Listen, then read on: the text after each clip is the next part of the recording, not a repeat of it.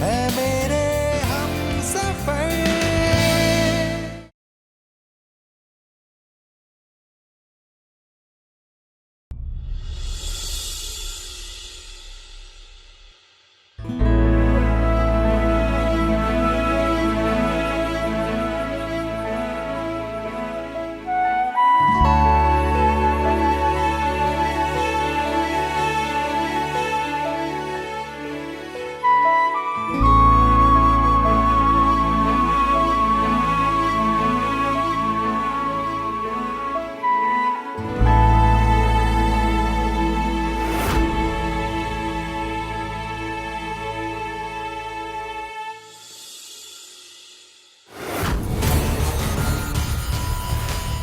लगता है कोई बुरा सपना देख रही हो।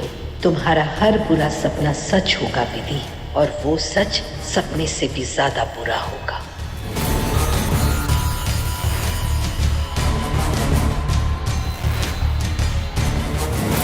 विधि, बेटा तुम आओ, उठो आराम से। अरे बेटा, तुम लोग तो आज दोपहर में आने वाले थे ना? रात को आ गए या फिर मुंह अंधेरे सवेरे? और तू यहाँ क्यों सो रही है? हाँ, क्या हुआ बेटा, बताओ।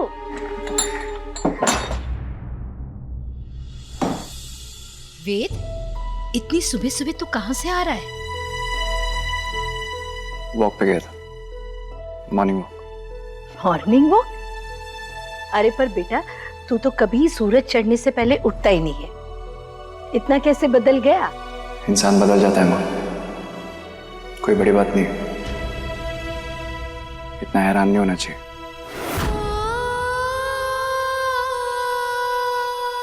अरे वेद, बेटा कैसे गोल गोल बातें कर रहा है?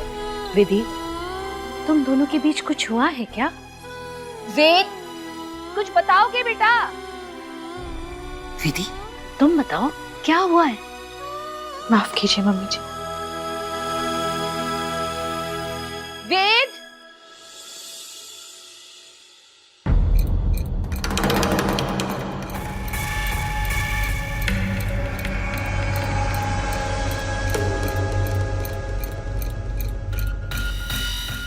माफी तो नहीं कर सकती, इसीलिए तो ये सजा दे रही हूं तुम्हें।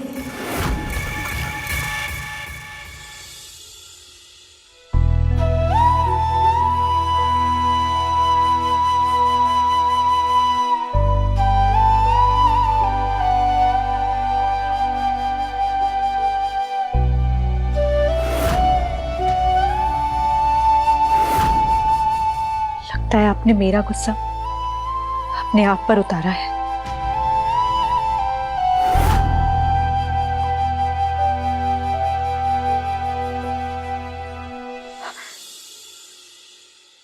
वीजी, प्लीज 2 मिनट मेरी बात शांति से सुन लीजिए। मानव ने ऐसा क्यों कहा मैं नहीं जानती। अगर वो आपको मिला था तो आपको मुझे उससे मिलवाना चाहिए था, बात करवानी चाहिए थी। हमारी शादी सिर्फ नाम की है, और मैं ये जानती थी क्योंकि आपकी पहली पसंद पायल थी। फिर आप ही सोचिए, मैं और मां मिलकर ये चाल क्यों चलेंगे? कभी सोचा है आपने कि एक अकेली औरत ने अपनी 2 बेटियों को कैसे पाला होगा? वो औरत जिसका पति उसको छोड़ के चला गया।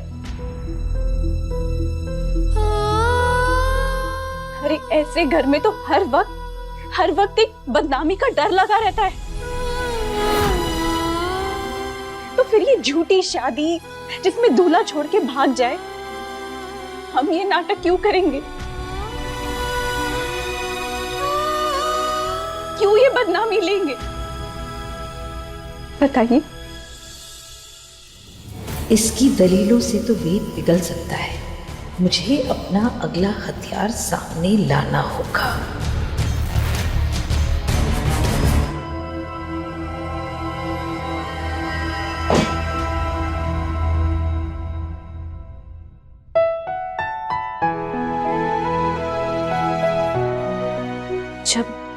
मेरी शादी टूटी थी, उसकी वजह से पायल का रिश्ता भी तो टूट सकता था ना। फिर हम ये सब क्यों करेंगे?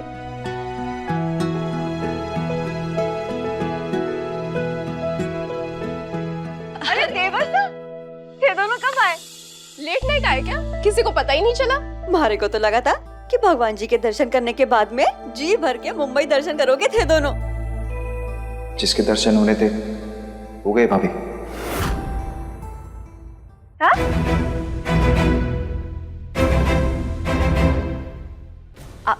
खैर छोड़ो, मैं तो ये कहने के लिए आई थी कि थे दोनों के वास्ते मैंने तैयारी करके रखी है कुछ, तो जल्दी से नहा धो के फटाफट नीचे आ जाना। हाँ?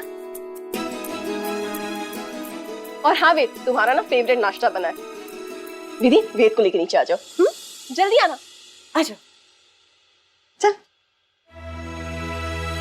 मैं नीचे नहीं जा रहा हूं, आप जाइए।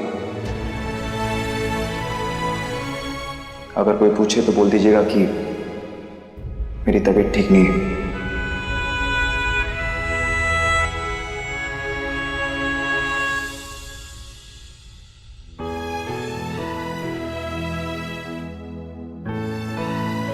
मुझे अच्छा लगना चाहिए था कि आपने मुझे आप कहा है।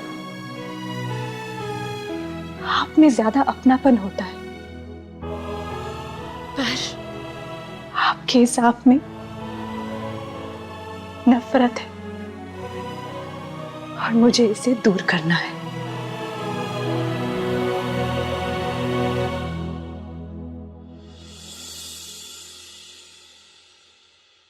माजीसा,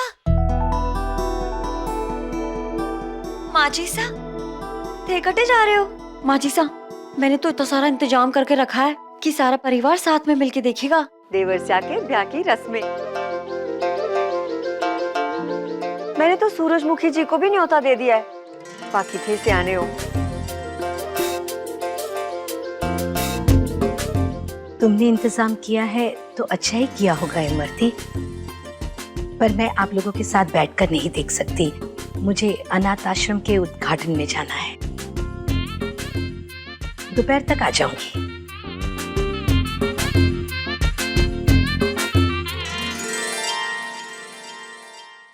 मैं नहीं रहूंगी यहाँ तो मुझे सहानुभूति की झूठी एक्टिंग भी नहीं करनी पड़ेगी। सारा बॉम्ब तुम्हारे सर पर ही फूटेगा।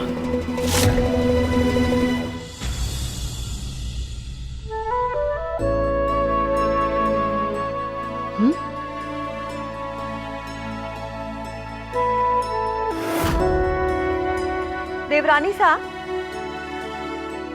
देवर सा कटे नीचे नहीं आया अभी तक? उन्हें भी किसी आश्रम का उद्घाटन करने जाना है क्या?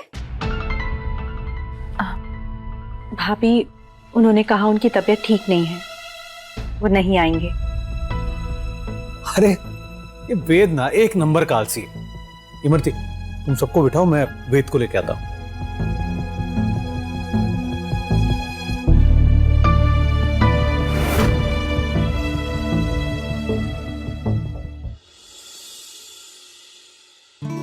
ये सब क्या प्लान किया भाभी ने? लक्स, प्लान तो मुझे सब पता है क्योंकि मैं भी तो इस प्लान का हिस्सा हूँ ना। पर लक्स, तुम्हें नहीं बताऊंगी वरना मजा खराब हो जाएगा ना। इसलिए बैठो और एंजॉय करो और देखो।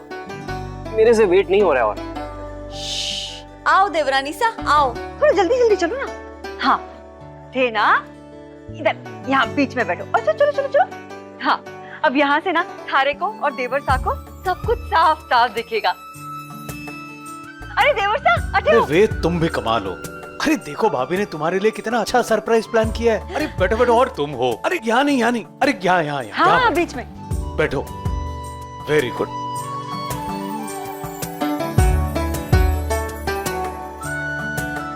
हाँ जी, सब बैठ गए जजमान, तो शुरू करते हैं प्रोग्राम लेके प्रभु का नाम। हाँ।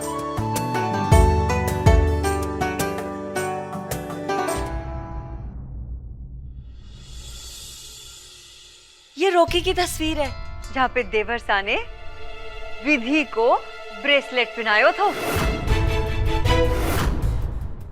घुंघरू वाला, छन छन छन छन। देवर साहब को उसकी आवाज बड़ी पसंद थी।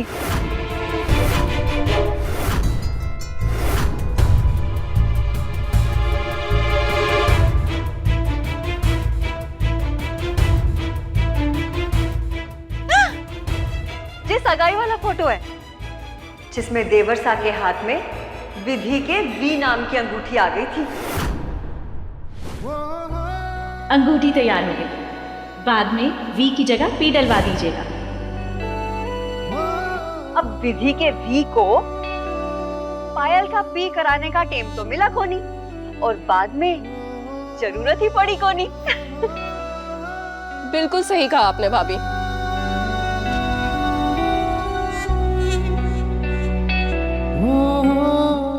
अरे ये तो मेहंदी वाली फोटो है। देवर साहब मन्ने तो लागे कि जब घूंघट में भी ना विधि ही बैठी है।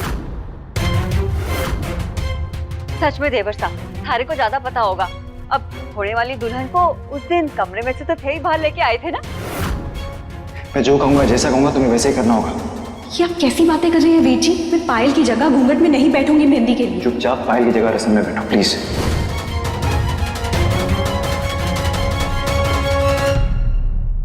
अरे बंद कहीं कर तू देवर साहब। अरे देवर साहब। अरे लड्डू कहाँ जा रहा है?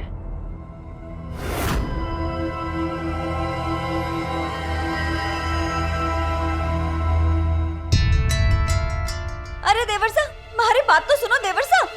अरे भारती दीदी, तुझे सरप्राइज देने के लिए इतना अच्छा इंतजाम किया है मैंने और तू देखने को राजी नहीं है। वैसे लड्डू ये मेरे पड़ोसन की बेटी है, इसे भी जल्दी जाना है तो ज्यादा टाइम नहीं लगेगा। हाँ शो तो तुझे देखना पड़ेगा।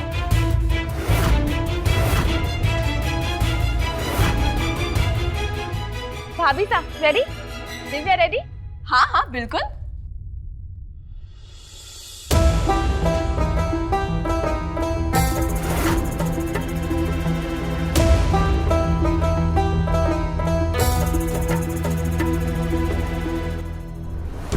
लड्डू आजा, आ जाना।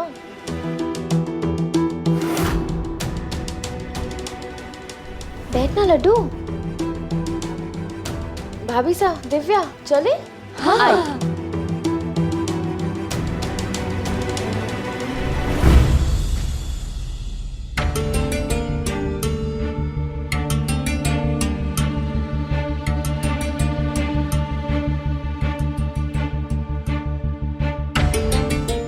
तैयार हो भाभी साहब? यस भारती दीदी।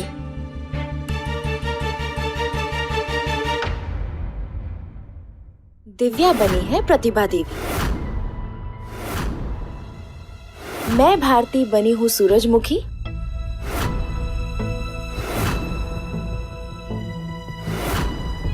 इमरती भाभी साहब बनी है विधि और मेरे पड़ोसन की बेटी बनी है पायल।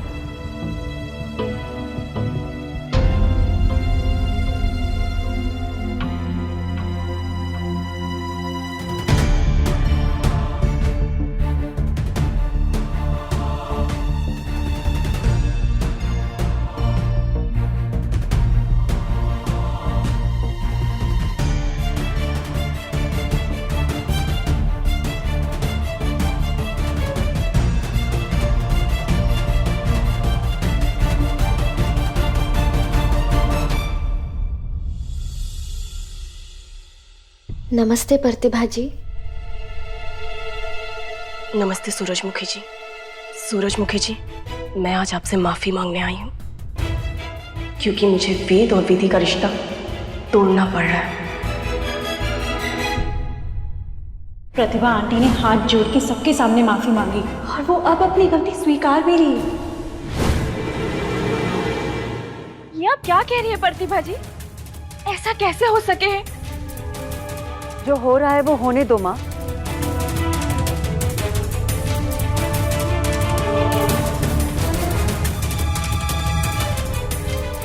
पायल के लिए यही सही है। वेद जी भी पायल से ही प्यार करते हैं।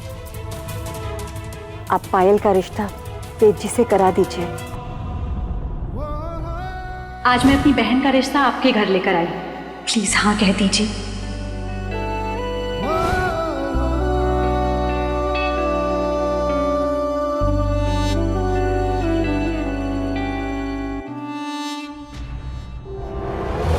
इन लोगों की हिम्मत कैसे हुई हमारे साथ ऐसा करने की? ये कोई मजाक है क्या? शादी एक से करना और ब्याह दूसरी से।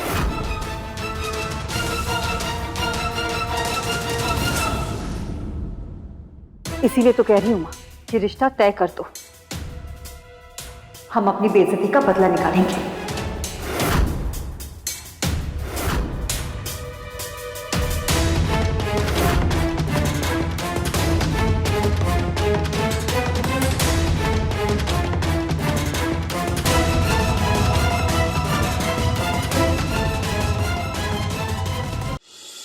अरे पायल, हमारी बात सुन, बड़ा घर फंसा है, पूरी तरह पानी में उतार लेना ताकि हाथ से निकले कोनी। हाँ आप जो बोलो माँ। अरे विधि, थारे को जो काम दिया था वो तूने किया कि नहीं? अंगूठी में पायल के नाम के अक्षर के बजाय अपने नाम का अक्षर छपाने को बोल देना। प्रतिभा जी को लगेगा कि भगवान ने ना थारे को चुना है वेद के बहू के रूप में। अरे पायल, तू ना अपना ऑडिशन वगैरह सब अच्छे से मजे से देते रहना, लेकिन जब मैं बोलूँ ना तब तारे को गायब होना है, समझी? जी।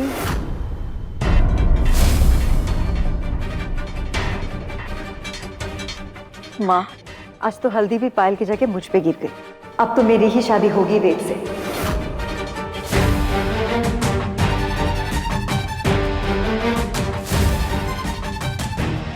और आप बिल्कुल चिंता मत करो माँ, पायल को प्रतिभा जी के कमरे से कैसे भगाना है ये सारी प्लानिंग मैंने कर ली है। उसके बाद का नाटक मैं संभाल लूंगी। पायल का तो वैसे भी मन नहीं है शादी करने का। इसकी जगह मैं बनूंगी उस घर की बहू और ऐश करूंगी।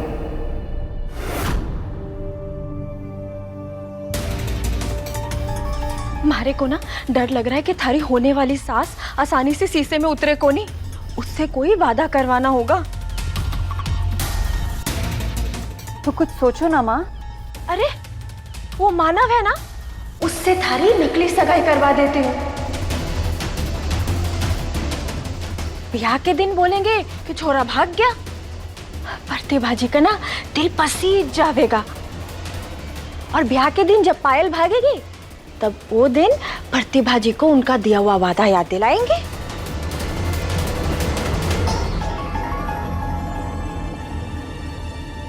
विधि का विवाह मैं करवाऊंगी, और वो भी एक बहुत अच्छे घर में। ये मेरा वादा है आपसे।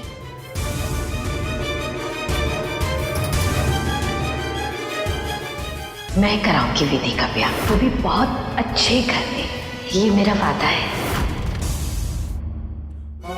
मुझे विधि की मां सूरजमुखी शर्मा ने यह सब करने के लिए कहा था। उन्होंने ही कहा था कि पहले शादी के दिन हाँ कहना और फिर शादी के दिन भाग जाना। मिस्टर कोठारी, मैं तो सिर्फ एक कठपुतली हूं।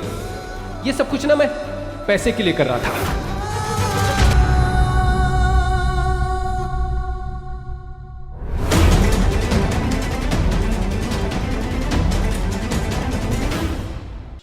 हाय, मैं लुट गई, बर्बाद हो गई, मारी छोरी भग गई, मारे को जीने का कोई हक नहीं है। मैं अपने आप को आग लगा लूंगी। माँ, माँ रुको, माँ मेरी बात तो सुनो माँ। माँ, माँ मेरी बात तो सुनो, दरवाजा खोलो माँ।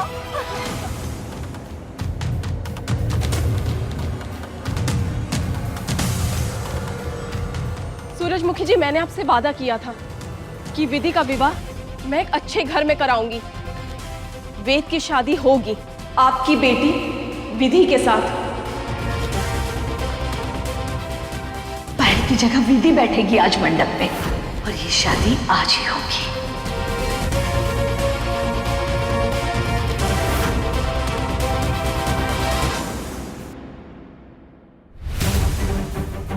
पायल के प्यार में अंधे वेद को हमारी चाल के बारे में कभी भी पता नहीं चलेगा।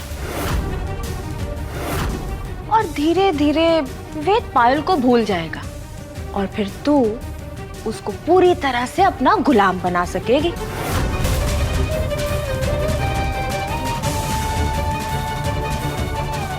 दीदी अब मैं जाऊं? हाँ, नाटक में पायल भाग गई तो अब तू भी जा सकती है। और अब आखिरी सीन।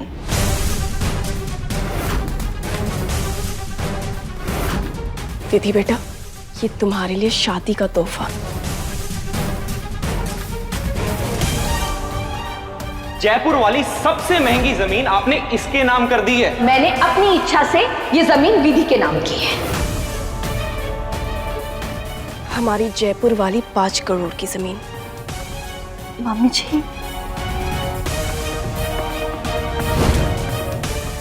माँ ये देखो, उस बेवकूफ प्रतिभा ने अपनी जयपुर वाली 5 करोड़ की जमीन मेरे नाम कर दी। इसे कहते हैं शीशे में उतारना। ये सब झूठ है।